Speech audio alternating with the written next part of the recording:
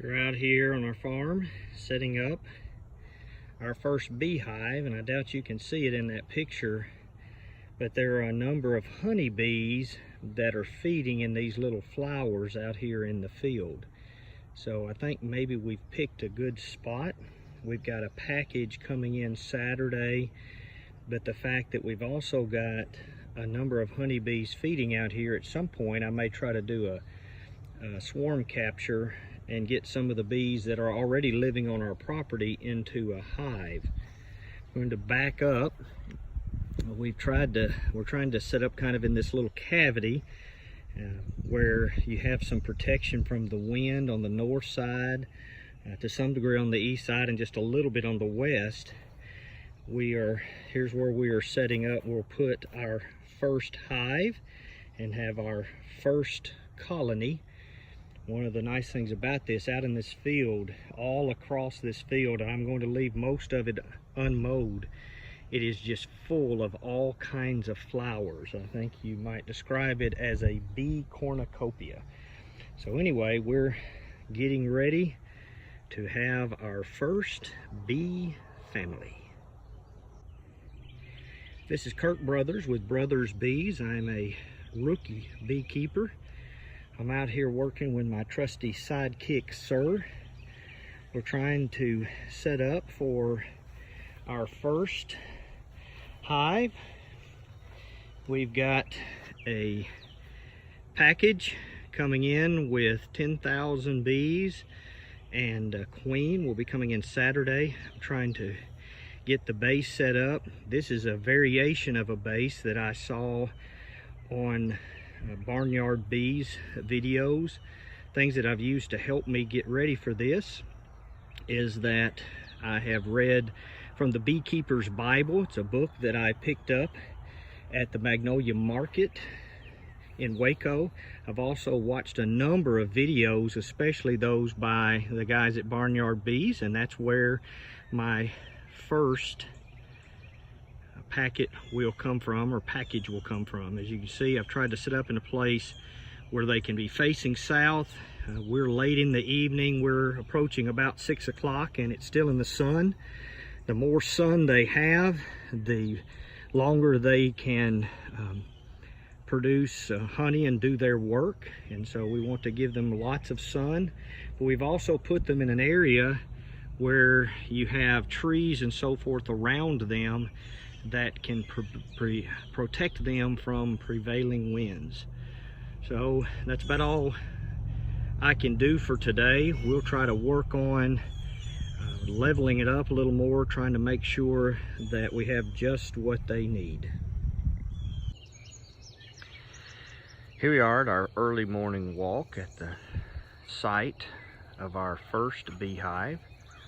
The puppies are checking it out and making sure it's safe. Will be interesting to see how they feel about the bees. Just over those trees, about 75 yards or so, is the pond. And then back in this direction, kind of northwest, is the pool. Now I put there by the hive stand, I've put a small bird feeder. And the reason that I've done that is I want to discourage the bees from choosing the pond, or excuse me, choosing the pool as their water source. I'd really like them to choose the pond, but if push comes to shove, I'd rather have a water source close to the hive than have them going to the pool. I'm not sure my daughter Katie is going to be a big fan of swimming with honeybees.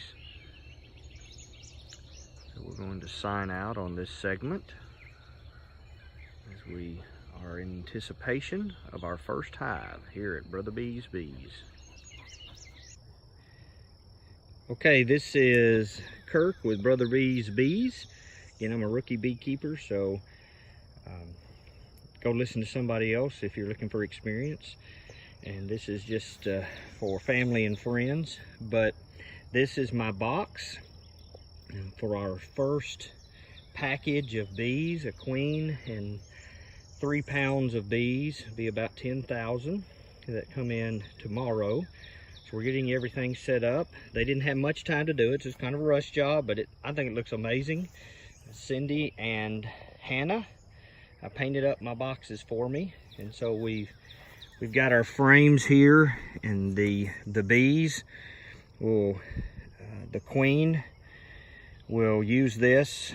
There'll be chambers here for future bees, so the hive can grow. The hive can be, I guess, at the height of the year, I've read maybe 80,000 bees, and we'll start with 10,000. Also, honey will be on that. At some point, they'll store up honey on that for the winter, and that's the main reason that honey's on there. During the spring and summer, you've got the pollen and the flowers all around, but the purpose of the honey is to help them to be prepared for the winter. That's a blessing to us, because if there's excess honey, then we get to eat it in spring, winter, and summer. So we'll be getting things set up. There are still some things that need to be done. Okay, this is Kirk with Brother Bee's Bees. Yeah, I'm a rookie beekeeper, so I'm trying to set up my first hive. I've got a package that I picked up, making final preparations.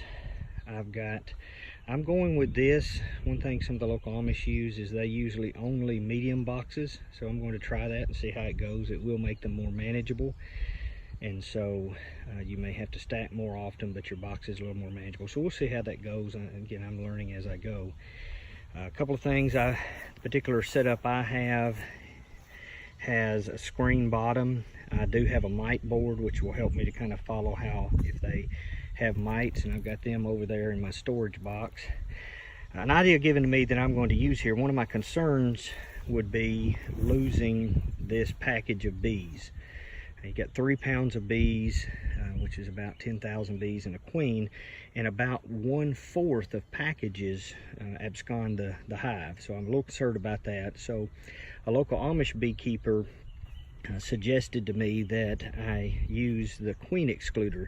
What that means is the worker bees can go back and forth through it, but the queen won't fit. Now, they could leave without their queen, but my hope is that if the queen can't actually leave the box, then they would be discouraged from leaving the box permanently. So we're going to try that and see how it goes. So I think I about got it ready.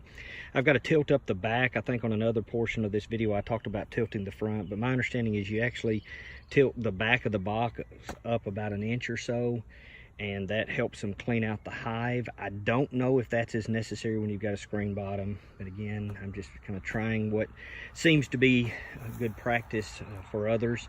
There's a pond just beyond those trees, and so they have access to water, but I did go ahead because I want to encourage this first group to stay. You can see they've got lots of pollen sources right around them, but I did put just a little water and a little bird feeder close at hand, and I'll try to, for the first few days, keep that.